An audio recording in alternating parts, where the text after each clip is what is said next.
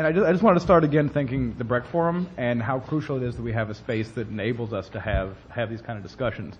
Bertolt Brecht is one of my favorite playwrights, and I think it's appropriate that we do this here because Brecht actually left the United States of America, where he had come as a refugee from the fascism of Europe, didn't have the best time in Hollywood, but then when the McCarthy era came, he was called before the HUAC hearings, and Brecht was not a party member, but he was a communist, and is probably one of the few people who ever left the United States of America to go to East Germany for artistic freedom.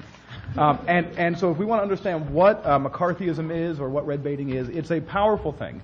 It's so powerful that it took arguably the greatest playwright of 20th century Europe and made him return to a country governed by the Stasi so he could put on plays.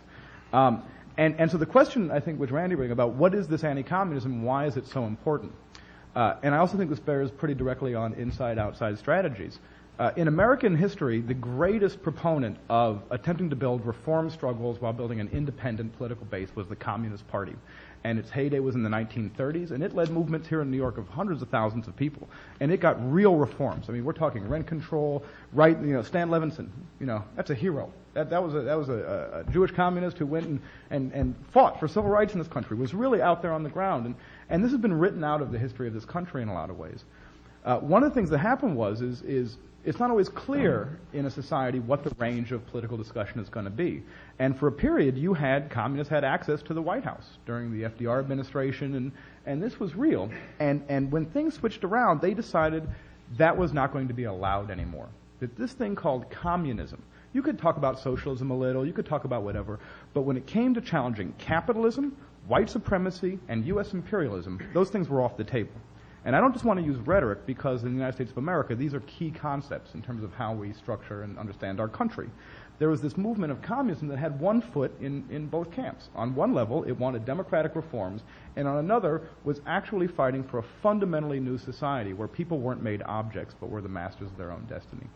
And I think we can look around the world right now, and it's not just here where we face this problem. We have a neoliberal capitalist society that's failing to meet the needs of the vast majority of people. On one hand, we have people like Glenn Beck, right, what we'll call the fascist hordes, and they are out there, and they are genuinely dangerous. I don't think this is a crowd that we need to engage in that discussion, but when you look at him, you say, that is my enemy. There's no confusion about that. This person thinks some people are not invested with rights and other people are fully entitled. So part of what happens is when the left becomes the defenders of liberal imperialism, it is the far right that always makes the gains. So this gives us a difficult situation because the far right is really dangerous and they really will kill us. And at the same time, these liberal, Hillary Clinton and Chuck Schumer are New York Democrats. These are not our allies and we're not actually in a coalition with them.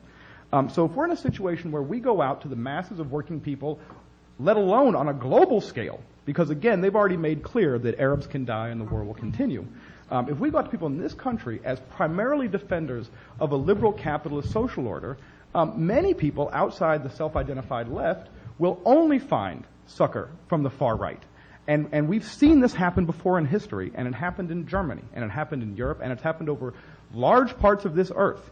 Right, where people demanding democratic rights were not able to build the independent political positions of working class and oppressed nations. If we aren't able to build independent and combative organizations able to do that, we will always fight on our enemy's terrain, and we will continue to lose every reform and radical battle as we have our entire life. My entire life has seen liberals in charge of what we can fight for while we defend a bankrupt welfare system, bankrupt schools, and a broken society. And we're not getting it, and people drop out of politics and learn to fight for and do for self. And we have to go right up into the face of that. We have to be utterly combative, and we have to come together and build these, as we say, we're going to argue over independence and what that means. But if we cannot engage in a systematic fight against the entire ruling regime and not just the people who poke their fingers in our eyes, we're going to get steamrolled. And the last thing I just sort of wanted to mention that is I don't believe politics is a spectrum. I don't believe we're going to pull the Obama administration anywhere. They know exactly what they're about. What he promised is what he's delivering. Goldman Sachs is in charge of the economy, just like they were under Bush, and the same people are running our military, and they're expanding, I want to say it again, they're expanding this war into Pakistan. And if people don't quite understand what that means, it's over 100 million people, and they're not going to put up with it. So the fight's coming.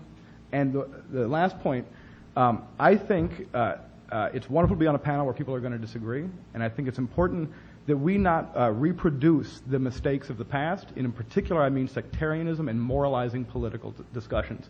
As with Harmony, I also knew Van, and when he renounced the communist movement and embraced capitalism and embraced this state, I disagreed, but again, we can meet people down the road, and we don't have to apply scorched earth tactics to each other. Our enemy is this system, and I just really want to say that because it's going to be a tough fight that we're entering in these coming days. Thank you.